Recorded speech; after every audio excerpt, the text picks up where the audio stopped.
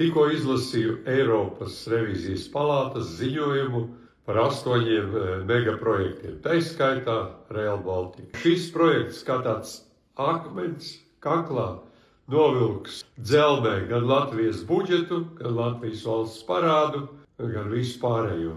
Tā tiešām ir katastrofa. Progresīvās vienotības pēdējo 15 gadu valdīšanas katastrofa. Sadārdzinājums 291%. Projekts netiks pabeigts ne 2030. un pat ne 35. gadā. Kopējās 8 projektu izmaksas 76 miljardi. Nākošajā 7 gadu budžetā visiem transporta projektiem paredzēti kaut kur 33, 40 miljardi. Tātad apmēram pusi. Tas nozīmē, ka jāaizmirst tas 85% Eiropa, 15% Latvija. Ja es būtu premjeras, es nekavējoši iekonservētu ne tikai Pāli, bet iekonservētu visu pārējo un apturētu